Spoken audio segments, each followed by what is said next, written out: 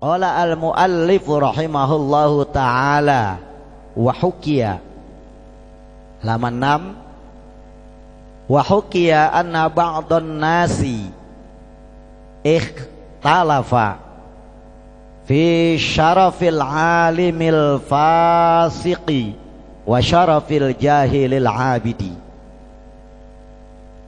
Diceritakan bahwasanya ada sebagian manusia yang bersengketa, yang ribut recet tentang masalah atau menyoal permasalahan kemuliaan orang alim yang fasik dan orang jahil yang bodoh yang beribadah. Ini bersengketa, muliaan mana? Dia alim tapi maksiat mulu, fasik, maksiat tapi alim. Sama orang yang bodoh tapi ngajinya, sholat malamnya, rajin ke masjidnya, jamaahnya, ziarahnya, tawasulannya terus kemana-mana. Ini disengketakan, diributkan oleh para sebagian manusia itu. Nah, sampai sekarang ini kan masalah ini tren di hadapan kita. Hebatan mana yuk? Nah, orang yang ibadah tapi bodoh dengan orang yang fasik tapi alim. Nah, di sini diceritakan. Lalu kemudian hikmah ini cerita hikmah.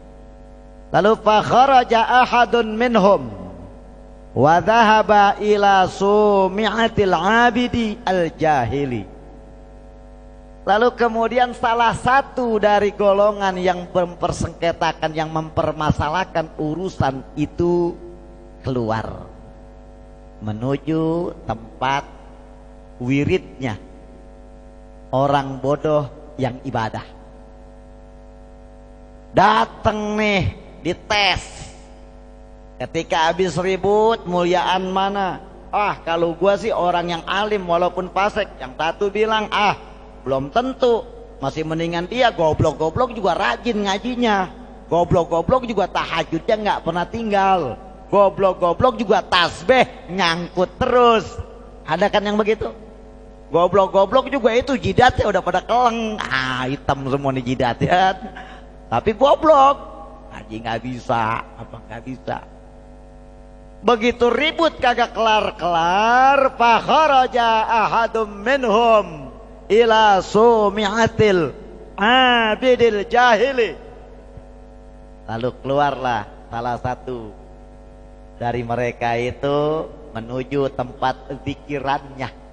Kalau orang dulu sumi'ah itu langgarnya, musolahnya, tempat wiridnya, suraunya.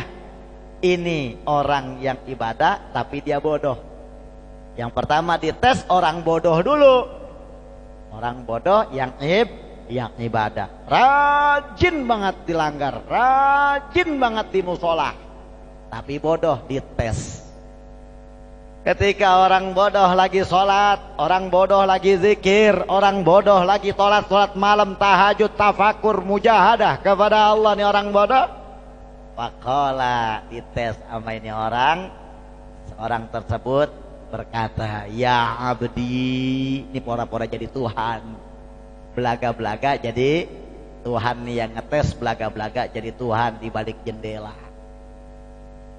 Apa kata nih yang ngetes? Ya abdi, wahai hambaku, ya abdi, wahai hambaku, qabiltu da'watak wa ghafartu laka dzambak fatrukil ibadah wastirah. Ini kata orang yang ngetes, hai hambaku, sungguh aku telah menerima doa dan pintamu. Dites, padahal yang ngomong bukan Allah, bukan. Yang ngomong orang yang ngetes.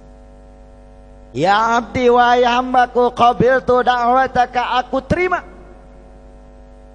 dakwah kamu, doa kamu, pinta kamu, Segala macam permasalahan yang kau inginkan, aku terima sudah. Aku terima. Lalu kemudian wa ghafartu laka dzambak, dan aku ampuni semua dosamu. Sudah aku ampuni dosamu, aku terima doamu wahai hambaku. Maka bagaimana? Fatrukil ibadata wastirah.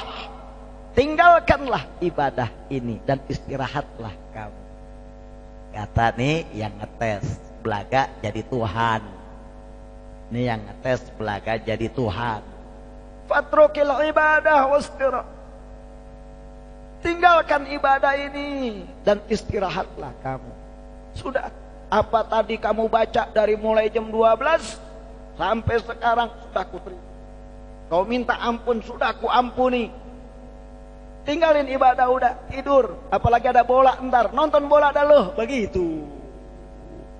Lalu bagaimana tanggapan ini orang jahil yang ibadah, orang yang bodoh yang ibadah ini?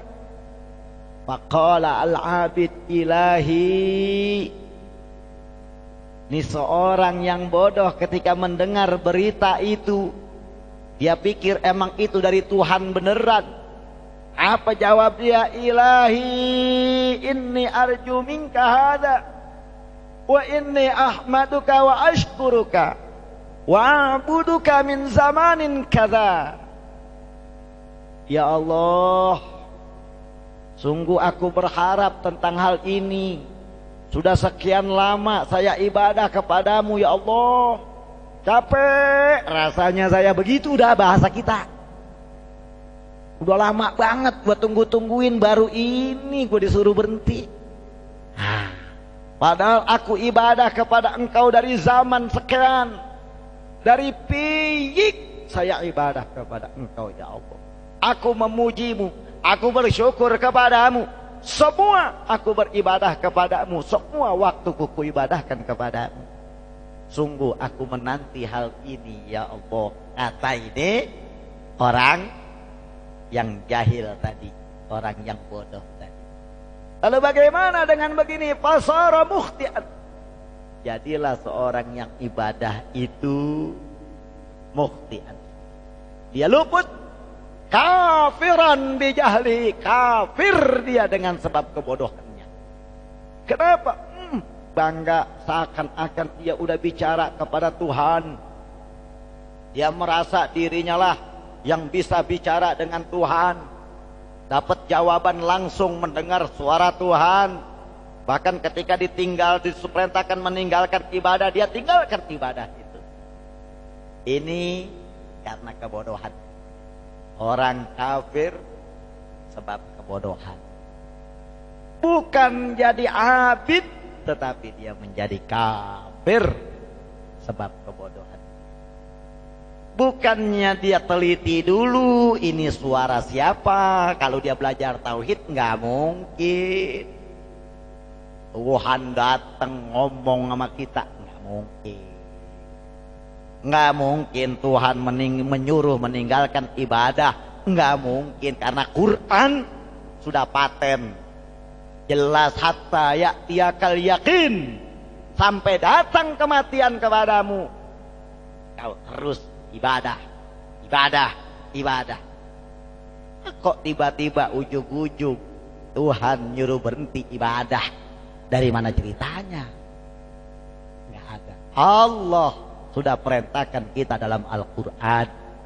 Paten perintah itu berlaku selama-lamanya sampai kiamat sekalipun. Manusia kudu ibadah. Tidak ada Allah cabut lagi atau Allah dispensasikan kepada si fulan, si fulan, si fulan. Tidak. Sekali Allah berkata, sekali Allah berfirman, sekali Allah patenkan hukum ibadah, ibadah selama-lamanya. Berlaku untuk semua umat, berlaku untuk sepanjang zaman, tidak akan dipelintir lagi, tidak akan pernah. Nah, ketika dia mungkin belajar tauhid, mungkin dia bakal protes, tapi karena dia tidak belajar tauhid, ilmu kagak, cuman menang rajin doangan, rajin ke musola langgar, tapi tidak mendalami ngajinya, dan ngajinya kemana-mana ngaji kelihatannya, tapi nggak pernah dipakai. Kenapa? karena nggak punya catatan, ngajinya ngaji kuping. Ketika kupingnya budek, ilmunya hilang.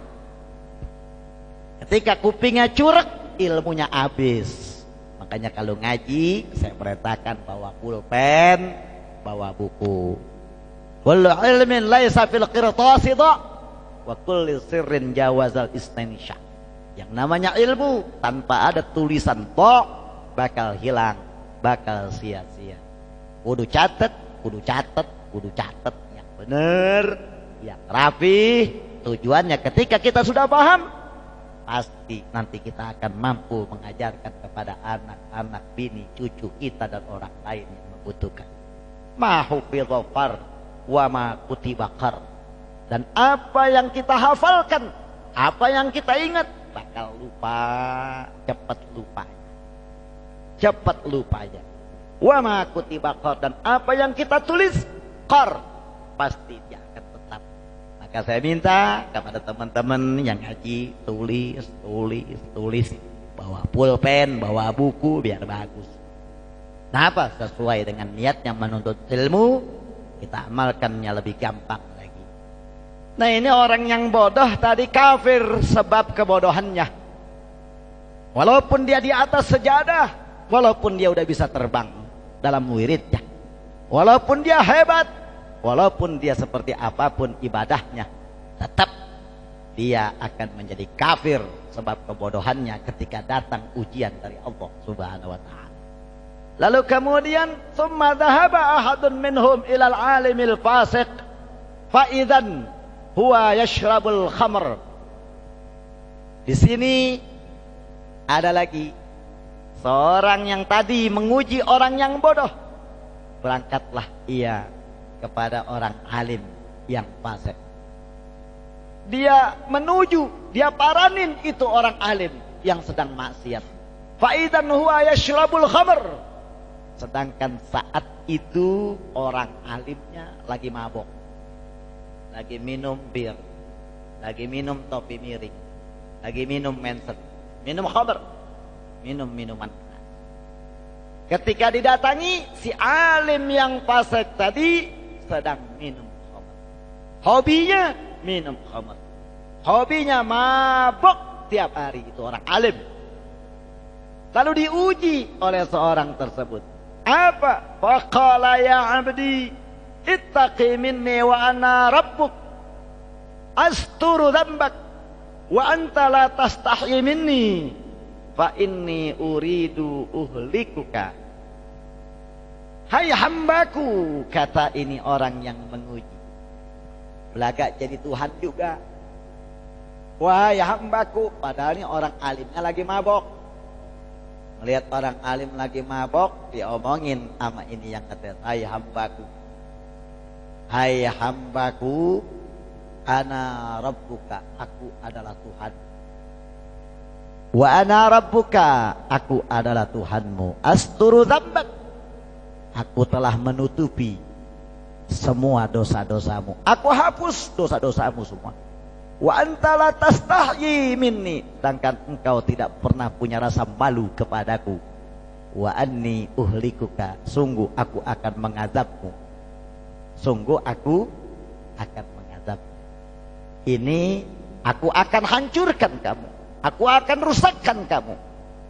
Ini jawaban ucapan orang yang mengaku Tuhan, yang belagak jadi Tuhan kepada orang alim yang fasik. Mendengar hal begitu, ketika orang yang mabok tadi dia alim, apa yang dia lakukan? Apakah girang? Tidak. Fasalal alim al-fasik sayfahu, dia cabut goloknya, dia cabut pedangnya. Ini orang alim lagi mabok, emang mabok emosian yang gede. Dia cabut, dia hunus, dia punya pedang. Fasalal alim al-fasik sayfahu, dia cabut, dia punya golok, dia cabut, dia punya pedang. Lalu wa kharaja min makanih, dan dia keluar bangkit dari tempat duduknya, dari tempat maboknya. Dia keluar dari tempatnya, ngapain? Faqala, dan dia jawab itu ucapan orang yang muji ngaku-ngaku Tuhan tadi. Apa kata-kata ini orang alim yang tukang mabok? Ya mal'un, wahai terlaknat, wahai orang bangsat. Begitu dah jawaban orang mabok mah. Omongan orang mabok mah nggak pernah bagus. Ya mal'un, wahai bangsat, wahai orang yang dilaknat, wahai orang-orang yang brengsek. Anta la ta'lam rabbak, sungguh engkau tidak mengenal Tuhanmu. Wa anni u'allimuka rabbaka, dan aku akan ajarkan engkau tentang Tuhanmu. Akan aku kasih tahu engkau bagaimana keadaan Allah Subhanahu wa ta'ala. Padahal dia lagi mabok. Padahal lagi mabok, tapi karena alim dia tahu, walaupun lagi mabok, tahu mana yang benar-benar dari Allah, mana yang benar-benar bukan dari Allah Subhanahu wa ta'ala. Ketika lagi mabok, digodain sama orang, dijajal sama orang. Ada orang pakai suara manusia, ngaku Tuhan, wa ana rabbuka asturu dambaka wa anta lastastahi minni fa inni uridu uhlikuka. Ya cabut pedangnya, brengsek lu. Kurang ngajar lu, jajaran lu. Ya bangun dari tempat duduknya. Sini kau. Anta la ta'lam rabbak, engkau enggak kenal Tuhan kalau begitu. Sini, kalau kau pengen kenal Tuhan, aku ajari kamu bagaimana caranya kenal kepada Tuhan, kepada Allah Subhanahu wa ta'ala. Ini orang alimnya lagi mabok, lagi mabok. Dia tetap protes. Dia tetap tidak menerima ketika dikatakan wa ana rabbuk, akulah Tuhanmu. Marah dia. Ya mal'un. Tidak pernah Allah Subhanahu wa ta'ala mau menyambangi selain daripada Nabi Muhammad SAW. Tidak pernah juga Allah berkata, Allah berfirman wa ana asturu dambak. Apa kalah? Udah jelas-jelas ketika Allah akan mengadab, nggak pakai permisi lagi, nggak pakai ngomong lagi. Dan yang dipermasalahkan bukan persoalan malu atau tidak. Dalam ilmu tauhid ini jelas udah salah. Nah, si orang alim yang lagi mabok paham betul tentang itu. Ini orang ngaku Tuhan, tapi dia nggak kenal Tuhan. Apa kata si orang alim yang mabok tadi? Wa anta la ta'lam rabbak, engkau nggak kenal Tuhan. Inni u'allimuka rabbak, akan aku ajarkan bagaimana keadaan Tuhanmu. Apakah Tuhanmu berbicara pales seperti engkau? Begitulah suara Tuhan, enggak seperti itu. Suara Tuhan kagak datengin orang mabok. Dan suara Tuhan itu enggak seperti itu. Dibahas terus sampai begitu. Lalu kemudian diajarkan fafarra dzalikal qa'il.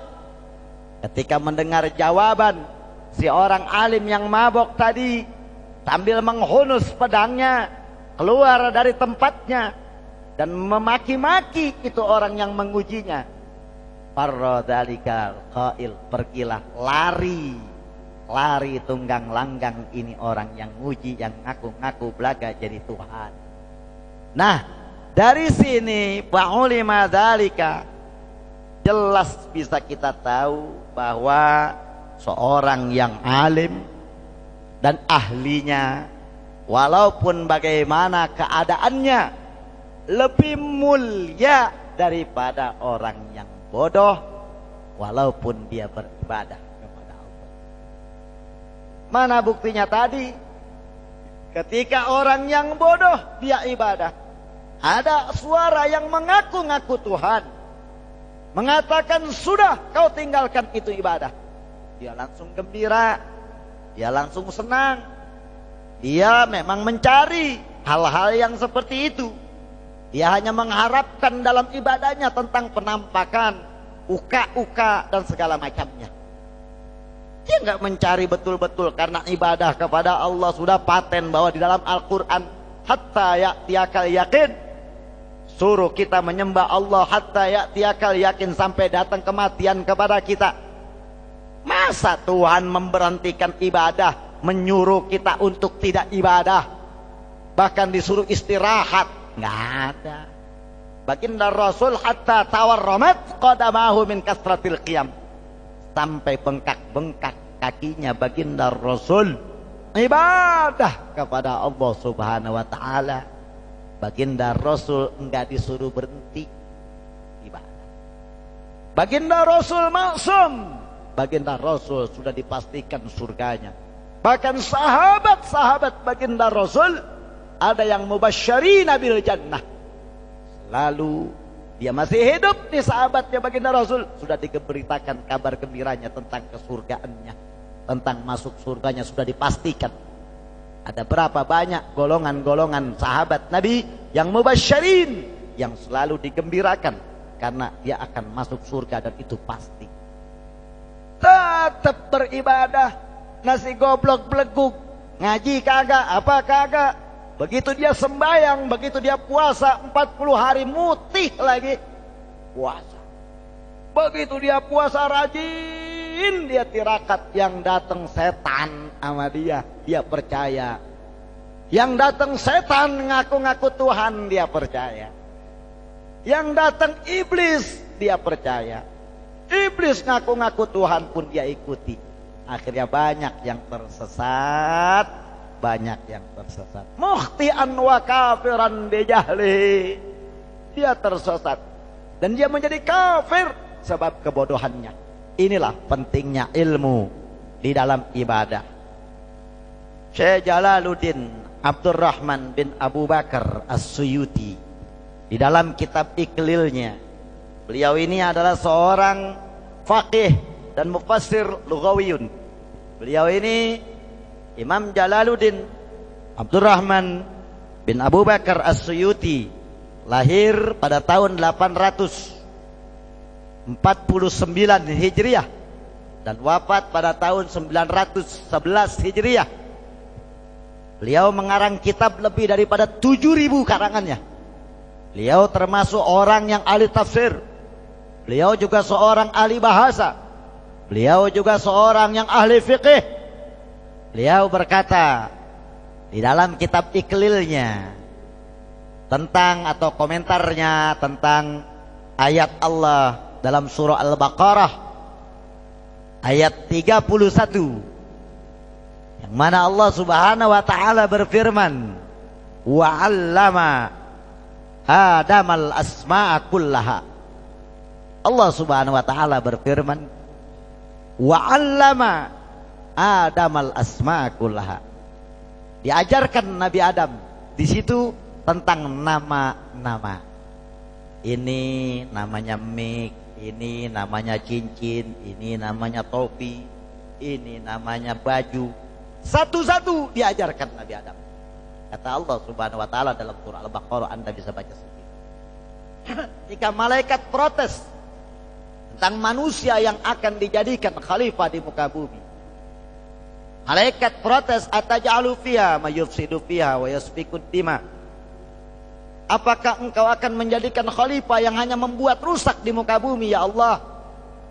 Di sini ada rahasia Allah. Ketika itu Nabi Adam diajarkan asma tentang nama-nama satu segala macam perkara yang ada. Diajarkan ini burung, ini pohon, ini bumi, ini langit, ini sorga, ini pintu, ini air, ini angin, ini batu. Semua diajarkan kepada Nabi Allah Adam. Dan pada saat itu sesudah diajarkan, barulah Allah perintahkan malaikat sujud kepada Nabi Allah Adam alaihi salam. Sebelum Allah ajarkan tentang nama-nama, intinya gampangannya sebelum Nabi Adam berilmu, malaikat tidak diperintahkan sujud kepada Nabi Adam. Tapi ketika Nabi Allah Adam sudah berilmu, barulah Allah perintahkan malaikat untuk bersujud. Di sini jelas Allah Subhanahu wa taala akan menyatakan bahwasanya Nabi Allah Adam itu sangat mulia, manusia itu sangat mulia. Lam yadharuhu, dan kemuliaannya tidak akan nampak nyata illa bil ilm, kecuali dengan ilmu. Jadi manusia semua hakikatnya mulia, tetapi kemuliaan itu harus kita bangkitkan, kemuliaan itu harus kita jaga, kemuliaan itu harus kita tumbuhkan betul, kita tampilkan di hadapan semua alam dan di hadapan Allah itu, kecuali setelah kita ngaji barulah kemuliaan itu nampak. Tidak akan mungkin kemuliaan nampak dengan sendirinya, walaupun sudah digariskan oleh Allah Subhanahu wa taala bahwa manusia itu mulia, manusia itu mulia, tapi tetap kemuliaan itu masih harus digosok lagi, masih harus dipoles lagi, laksana batu, digosok lagi, dipoles lagi, maka kemuliaan itu akan nampak. Bagaikan Nabi Allah Adam alaihissalam, ketika diperintahkan malaikat semua sujud kepada Nabi Adam. Nabi Adam kondisi saat itu sudah diajarkan asma'akullaha, nama-nama, semua nama-nama. Baru diperintahkan malaikat sujud kepada Nabi Allah Adam alaihissalam. Maka jelas di sini yang bisa kita ambil bahwa Nabi Allah Adam sebelum dia diajarkan tentang asma, tentang nama-nama, tidak ada perintah sujud kepada malaikat kepada Nabi Allah Adam alaihissalam. Satu. Yang kedua, Al-Imam Syarifuddin Al-Husain bin Muhammad At-Tayyibi yang lahir pada tahun 743 Hijriah. Beliau di dalam kitab Syarah Kasyaf Az-Zamakhsari atau Syarah Mishkatul Misbah mengambil faedah, mengambil kepahaman, memahami tentang ayat wa'allama Adam al-asma'a kullaha. Beliau berkata, anna ilmal lughat fawqa tahalli bil ibadah. Fa kaifa ilmu syariah? Kalau saja ilmu lughat yang diajarkan kepada Nabi Allah Adam alaihi salam sudah merupakan hal yang bisa mengangkat, meninggikan derajat ia di dalam beribadah kepada Allah Subhanahu wa ta'ala. Ilmu lughat saja, ilmu bahasa Arab saja, kita pelajari satu, itu sudah menjadikan ia orang yang menghiasi ibadahnya dengan baik. Fakaifa ilmu syariah? Bagaimana dengan ilmu syariah? Nabi Allah Adam baru diajarkan ini burung, ini pintu, nama-nama saja. Baru diajarkan nama-nama.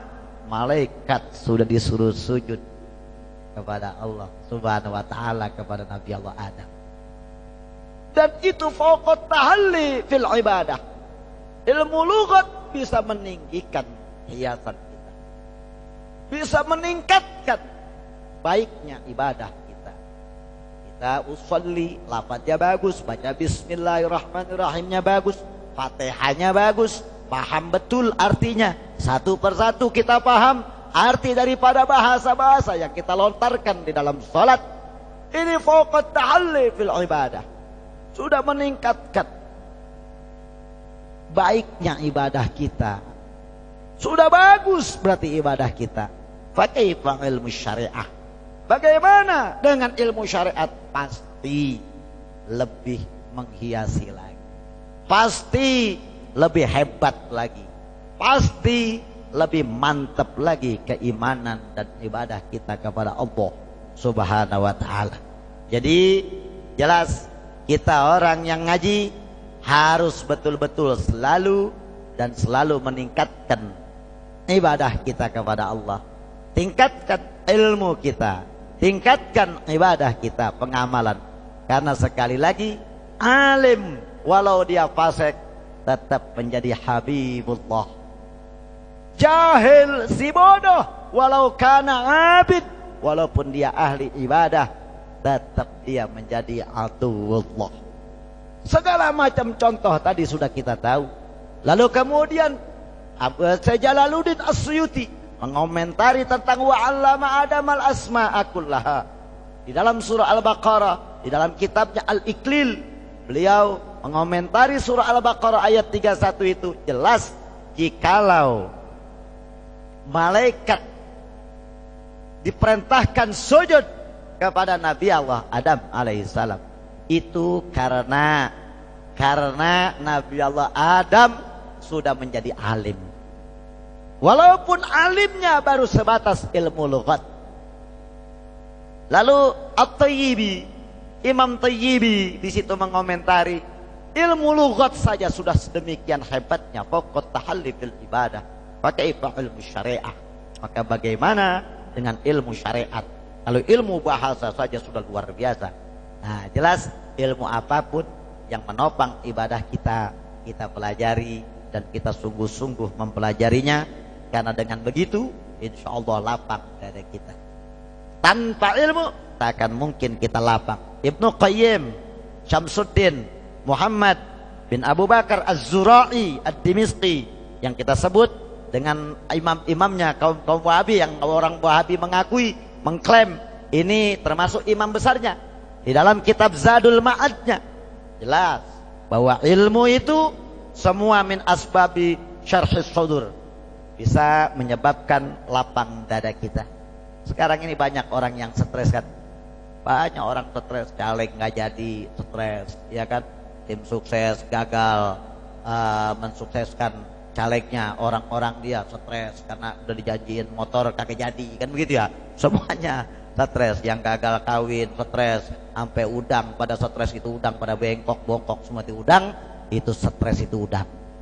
Jelas bagaimana caranya biar kita lapang punya dada, biar kita legowo, biar kita nerimo, biar kita enggak dumeh bahasanya, enggak belagu-belagu lah, enggak macam-macam, enggak fudul.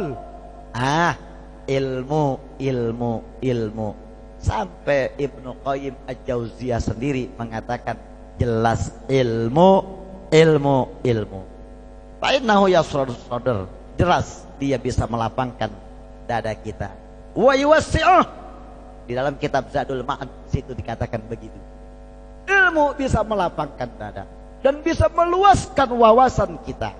Wa yakunu awsa' minad dunya, dan keadaan ilmu sebab dia bisa melapangkan dada yang lapang sebab ilmu, wawasan yang luas sebab ilmu, awsa' minad dunya, lebih luas daripada dunia itu sendiri. Ini menurut Ibnu Qayyim Az-Zawjiyah. Al-jahl yurithu dayq, dan yang namanya bodoh, kita bahlul, kita goblok, kita tolol, kita nggak tahu apa-apa, kita nggak mau ngaji, yurithu dayq, akan mewariskan kesempitan hati kita, sempit ruang gerak kita karena sebab kebodohan. Wal hasar wal habash, dan kebodohan hanya akan melahirkan kita menjadi orang yang sembrono, orang yang tidak direken, orang yang tidak punya nilai apa-apa. Dan kebodohan itulah yang akan memenjarakan diri kita sendiri, kata Imam Ibnu Qayyim Al-Jauziyah. Maka bagaimana? Jelas ilmu harus kita pelajari. Tapi ingat kata Ibnu Qayyim, laita hadzal kullul ilm, semua yang bisa melapangkan dada itu bukan semuanya ilmu, bukan sembarangan ilmu, bukan hanya sekadar ilmu, tetapi ingat, balil ilmu muwarras an Rasulillah sallallahu alaihi wa alihi wasallam. Ilmu yang bisa melapangkan dada kita, ilmu yang bisa meluaskan wawasan kita. Bahkan luasnya wawasan dan dada kita kalau didasari dengan ilmu awsa' minad dunya, itu adalah ilmu yang langsung sambung sinambung sampai kepada baginda Rasul sallallahu alaihi wa alihi wasallam. Maka kalau kita punya ilmu yang nyambung sanadnya, kita belajar sampai kepada Imam Nawawi, Imam Nawawi sampai kepada Imam Ghazali, Imam Ghazali sampai kepada baginda Rasul, inilah ilmu yang akan meluaskan wawasan kita. Dan si pemilik ilmu yang mewaris seperti itu pasti akan menjadi manusia yang asyrahun nasi sadran, Dia punya dada lebih leluasa, lebih legowo. Lalu wa ausahum quluban, dan dia punya hati akan luas, tidak sempit. Dia punya hati, dia punya dada selalu lapang. Dia punya dada. Lalu kemudian wa ahsanuhum akhlaqan, orang yang mewarisi ilmu langsung sanadnya kepada Rasulullah. Ahsanuhum akhlaq, akhlaknya akan menjadi baik. Wa atyabuhum aishan, dan dia punya kehidupan akan sejahtera. Dia punya kehidupan sejahtera, dia punya bahasanya bagus, dia punya akhlaknya luar biasa, dia punya dadanya tidak sempit, dia tidak picik menjadi manusia, dia selalu luas, tidak gampang memponis orang A, orang ini B, orang ini C, tapi dia dasari semuanya dengan ilmunya. Ini menurut Imam Ibnu Qayyim Al-Jauziyah di dalam kitab Zadul Ma'adnya jelas dikatakan seperti itu. Nah, ini kita harus pelajari betul ilmu yang muwarrat. Ilmu yang muwaras, Ibnu Qayyim sendiri mengatakan an Rasulillah, berarti sambung sinambung. Itu artinya Ibnu Qayyim Al-Jauziyah menghargai sanad-sanad ilmu, tawasul wasilah ilmu. Bukan Ibnu Qayyim Al-Jauziyah mengingkari tawasul atau wasilah. Kita ini lihat kaum Wahabi sekarang sangat antipati terhadap wasilah. Tawasul. Guru.